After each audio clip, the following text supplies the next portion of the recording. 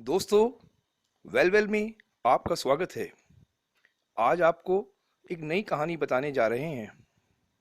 एक बार दो फकीर 4 महीने की यात्रा के बाद शाम के समय अपनी झोपड़ी पर पहुंचे। वर्षा काल शुरू हो गया था।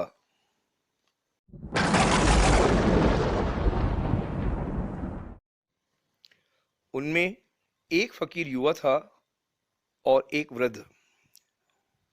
युवा फकीर ने जब अपनी झोपड़ी की दशा देखी तो वह क्रोध से भर गया और दुखी हो गया। बरसाती हवाओं ने उसकी आधी झोपड़ी को उड़ा दिया था। आधी ही झोपड़ी बची थी। बारिश की मौसम में आंधी पानी से बचना अब इस झोपड़ी में मुश्किल था। उस युवा फकीर ने अपने बूढ़े साथी से कहा, यह तो हद ही हो गई। इन्हीं बातों से भगवान पर संदेह हो जाता है। शहर में पापियों के महल खड़े हुए हैं, उनका कुछ भी बाल बांका नहीं होता। जो दिन रात उसकी पूजा प्रार्थना करते रहते हैं, उन्हीं की आधी झोपड़ी टूट गई। इसलिए मुझे शक होता है कि भगवान है भी या नहीं। पूजा प्रार्थना का भी क्या फायदा है, हम पागलपन में पड़े हैं। हो सकता है पाप ही असली सच्चाई हो। ऐसा सोचते हुए वह युवा फकीर क्रोध से भर गया। इसके विपरीत वह बूढ़ा फकीर आकाश की ओर हाथ जोड़कर खड़ा हो गया। उसकी आंखों से आनंद के आंसू बहने लगे। यह देख युवा फकीर हैरान हो गया और बोला, क्या कर रहे हैं आप?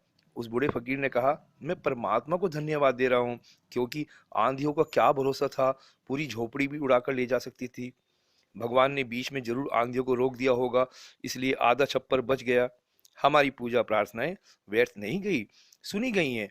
नहीं तो आधा छप्पर भी बचना मुश्किल था। इसलिए उसका धन्यवाद देना जरूरी है। फिर उस रात वे दोनों सोए, लेकिन अलग अलग ढंग से। जो क्रोध व गुस्से से भरा था, वह रात भर करवटें बदलता रहा।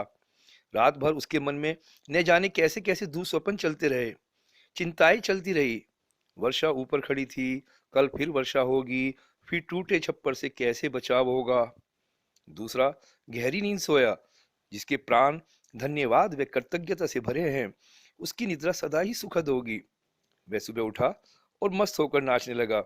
उसने एक गीत गाया जिसका भाव था कि हे कृपालु भगवान, हमने आधे छप्पर में रात में जगमगाते तारे देखे, आकाश में घिरते बादलों की गर्जना भी सुनी। हमें बड़ा आनंद आया। हम पागल ही रहे अब तक, जो हमने कई बरसातें व्यर्थ पूरे छप्पर के भीतर छिपे हुए ही बता दी। काश अच्छा होता यदि हम स्वयं ही आधा छप्पर पहले ही अलग कर देते। यह सुनकर युवा फकीर जल भुन गया और बोला, यह सब क्या बकवास है, ये क्या पागलपन है। इस पर बूढ़े ने कहा, मैंने अपनी पूरी जिंदगी बहुत कुछ खोजा और बहुत कुछ अनुभव किया कि जिस बात से दुख बढ़ता हो वह जीवन दिशा गलत है, और जिस बात से आनंद बढ़ता हो वह जीवन दिशा सही है। मैंने भगवान को धन्यवाद दिया तो मेरा आनंद बढ़ा। तुमने भगवान पर क्रोध किया तो तुम्हारा दुख बढ़ा।